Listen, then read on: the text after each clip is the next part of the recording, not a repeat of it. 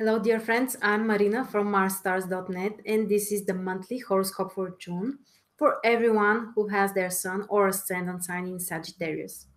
June is one of the most interesting months during the whole year, and actually, there will be an event which happens once in 2 years. Mars will go retrograde for 2 months, starting from the end of June.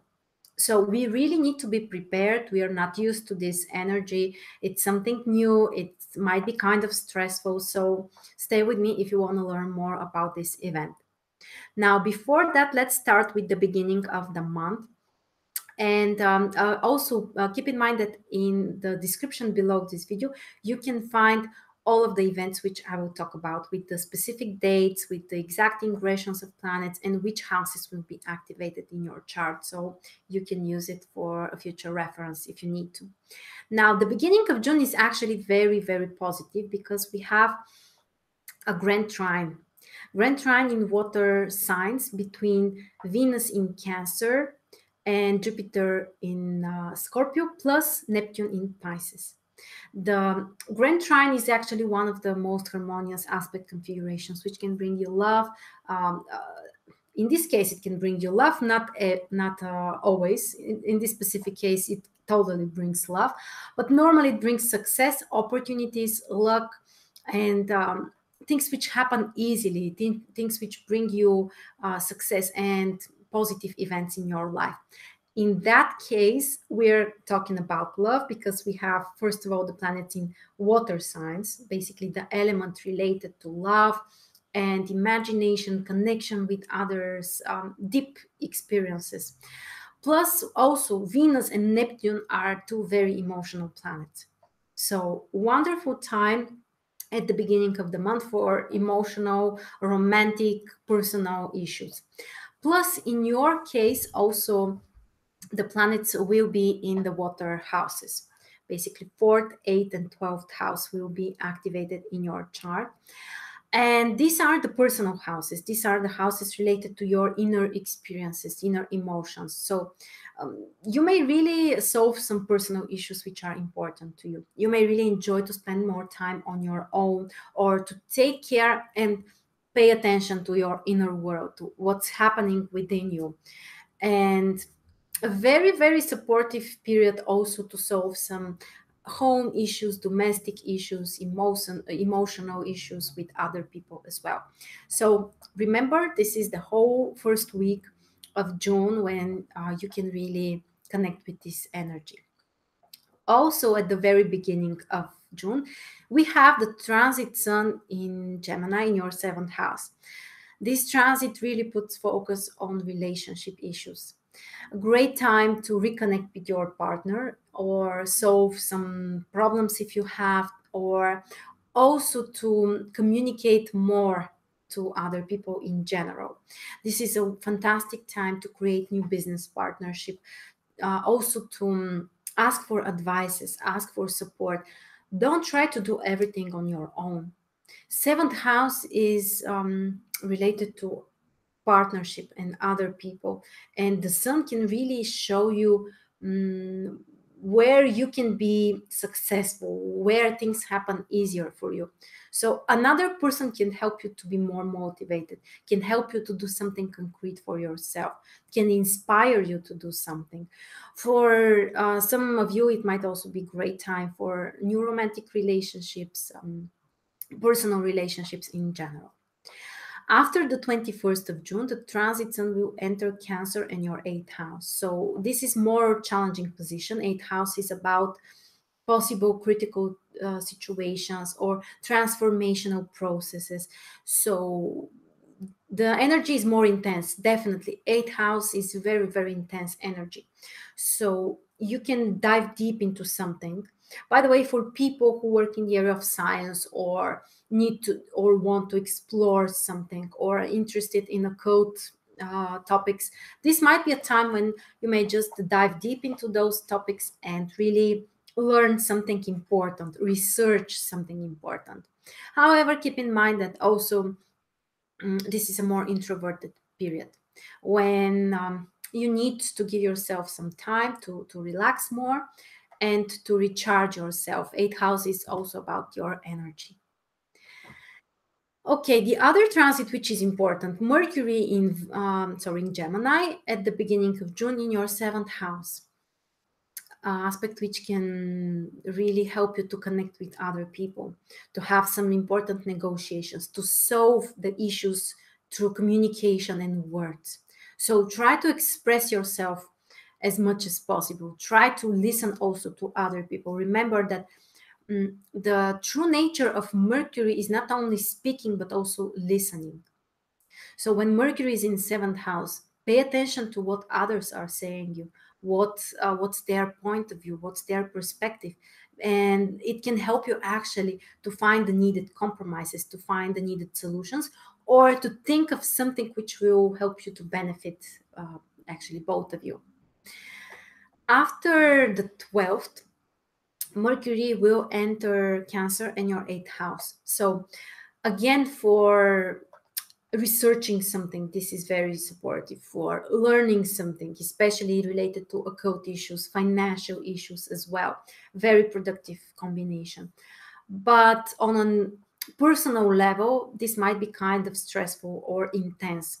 You may have some trust issues, or you may prefer to keep some things for yourself, or maybe even have some secrets from others, something which is really personal. You won't feel this need or desire to connect so much with others and to share your ideas. And after that, from the 29th, Mercury will enter Leo and your ninth house. So you can get out a little bit of this introverted phase, start thinking in a more positive way, seeing things in a more positive perspective, and trying to find the meaning of something. Also, Mercury in ninth house is great for traveling and for learning new things. Next, we have Venus, which is also in Cancer in eighth house at the beginning of this period. Venus in eighth house requires from you to think about what needs to be transformed in terms of emotions and relationship issues. Sometimes it might be really intense, too intense, like, you're emotionally not so stable.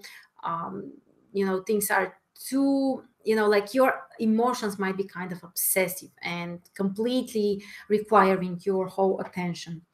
However, you may also use this period to transform something about your relationship, about your emotions, or how you are feeling about your emotions and relationships, how you can change your perspective about the things which you cannot control, actually. All right. And after the 13th, Venus enters Leo and ninth house. So definitely more positive position, which can also bring you joy from planning the future, from focusing on things related to education and traveling. A wonderful time to plan some vacation or trip, or maybe go to some place which is really, really beautiful. All right, and next we have Neptune, which will be retrograde starting from June, actually. And after that, this happens on the 19th. Neptune is stationary at the 16 degree and 30 minutes in Pisces, which in your case triggers fourth house. Now, keep in mind, this is not such a problematic position for Neptune to be retrograde. It's not like Mercury, it's not like Venus, but the most intense period is actually the exact time when the planet changes the direction, the stationary period. So a couple of days before and after the 19th, you need to be more careful. It's possible that you might forget about something. There might be some misunderstandings, some expectations which have disappointed you, or also in some cases lies, cheats, complicated situations. Triggering fourth house, Neptune requires more attention related to home, family, and property issues. So around the 19th, please be more careful with this area of your life. Finally, the end of the month, also we have Mars going retrograde. Mars will be retrograde from the 27th. And this is, as I said, something very important, which happens once in 2 years for 2 months. For that event, we have a special webinar, and you can find out more in the description below. There is a link. You can sign up from there.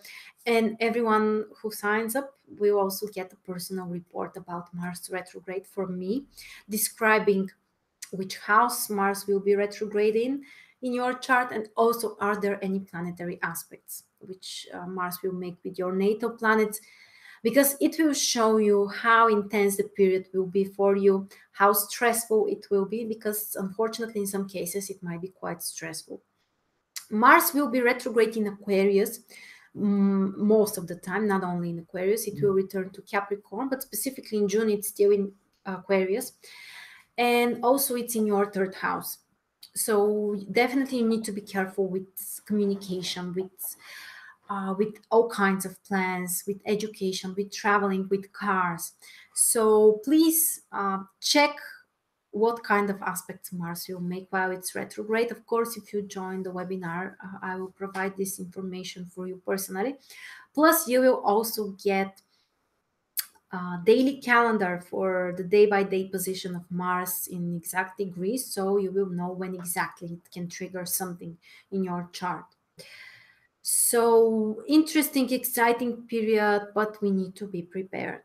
Mars is not a joke. Mars can bring you some stressful events, some issues we need to handle with. Of course, as usual, when we are prepared, you can benefit more. We can avoid the possible issues, and we can take advantage even.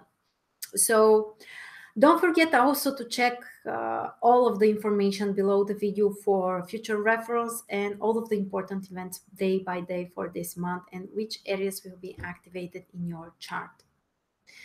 So that's the most important, guys, for June. Thank you so much for joining me, and I'll see you very soon.